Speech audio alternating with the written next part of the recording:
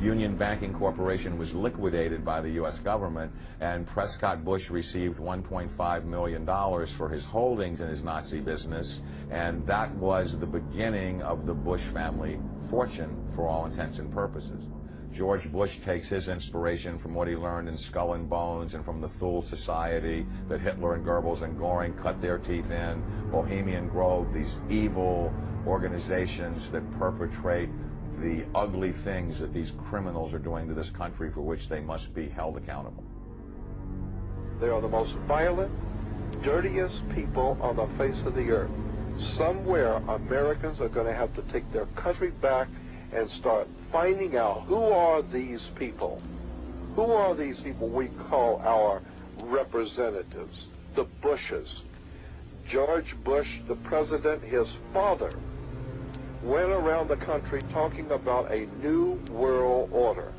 The people who are running this country from behind the scenes do not care a thing about Americans or bloodshed anywhere.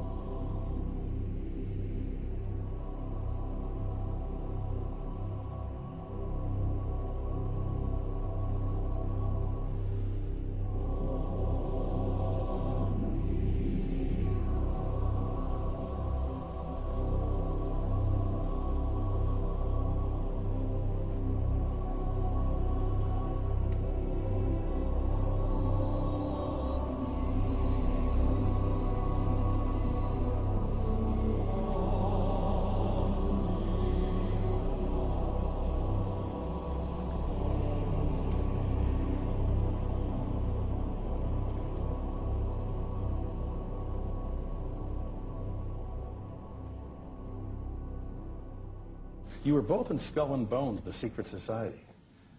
It's so secret we can't talk about it. What does that mean for America? The conspiracy theorists are going to go wild. I'm sure they are. I don't know. I haven't seen the web. Number 322. Sir. Were you a member of Skull and Bones in college in Bush? Were you in the same secret society? That's all right. Let me answer this question. Whoa. Don't chase me. I said do it.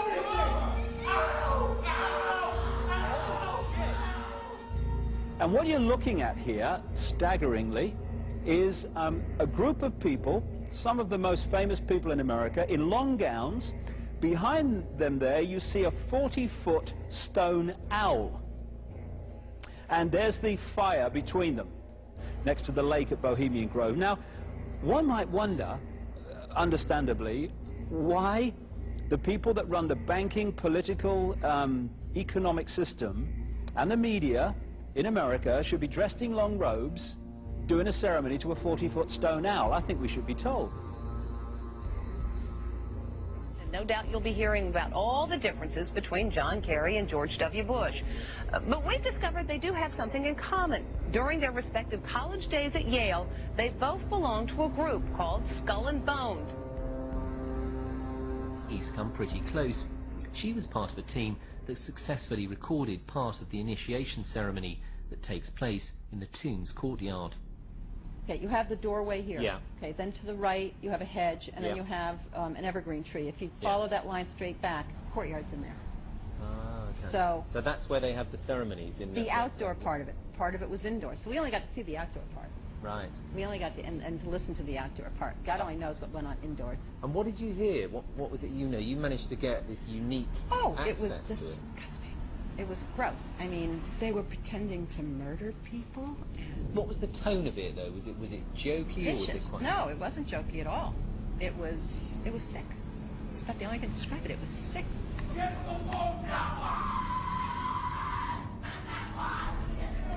What you're hearing is the first recording ever made of the Skull and Bones initiation ceremony. It has never been broadcast before.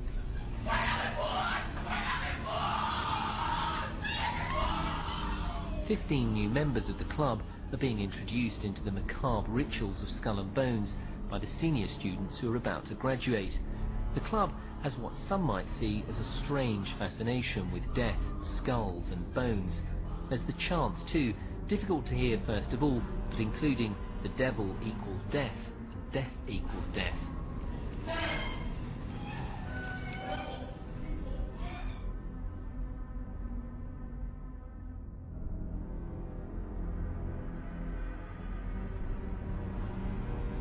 But when you get into a secret society of spirit worshippers, then, and especially when you're invited there by the direction of the higher-ups in the spirit world, you never get out of there alive.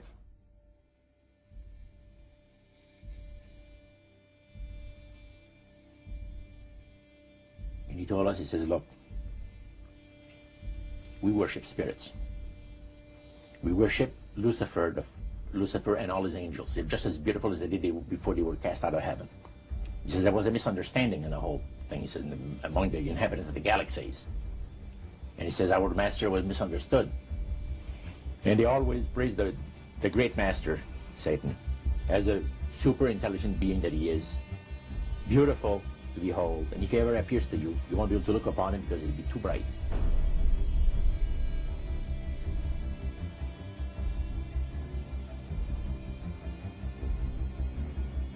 What had Herbert Hoover, Art Linkletter, Jack London, and Richard Nixon all had in common? Well, they've all been members of the exclusive all-male Bohemian Club in California, where every year at this time, the elite from around the country get together for 2.5 weeks of fun and games. Among its members are businessmen like Leonard Firestone and Edgar Kaiser, and political figures like Gerald Ford, Henry Kissinger, William French Smith, and George Shultz. President Reagan, Vice President Bush, and Defense Secretary Weinberger are members of other camps. Richard Nixon is a Bohemian, and so are high-ranking executives of such companies as Eastern Airlines, Standard Oil of Indiana, and Bank of America. Privacy is one of the Grove's most cherished virtues. Members may not photograph, record, speak, or write about activities at the retreat. While many public officials are Grove members, the press is a distinctly unwelcome guest. We're from ABC News. Well, get back there. Get back there. Can we talk to somebody in the... Get back there. You see, for over 120-plus years in Northern California, in Sonoma County, on a 2,700-acre secluded redwood grove, leaders from around the world, prime ministers, chancellors, presidents, governors, again, the heads of industry, banking, academia, the media, Hollywood, travel there to engage in bizarre, ancient Canaanite, Luciferian, Babylon mystery religion ceremonies. We were inside 4 hours. That's only one day out of the 2 weeks that they meet there for the admitted Summer Fire Festival of the Bohemian Club.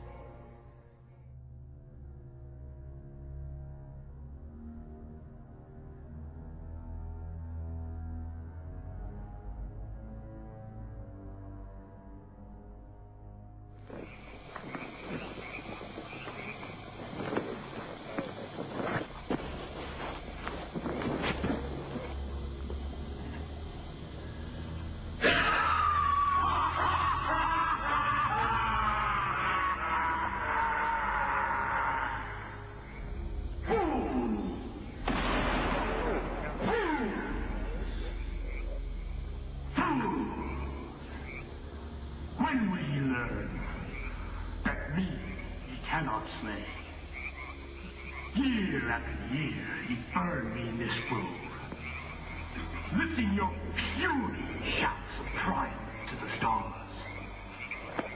But when again, he turned your faces to the marketplace, do ye not find me waiting as of old? Fools! Fools! Fools to dream ye conquer care!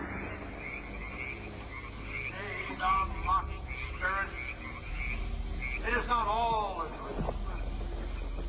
We know thou waitest for us, year after year within this happy grove. Our fellowship bans thee for a space. Thy malevolence which would pursue us here has lost its power under these friendly trees. So shall we burn thee once again this night, and flames that keep thine effigy, we shall shall read the sign. Midsummer sets us free. Ye shall burn me once again.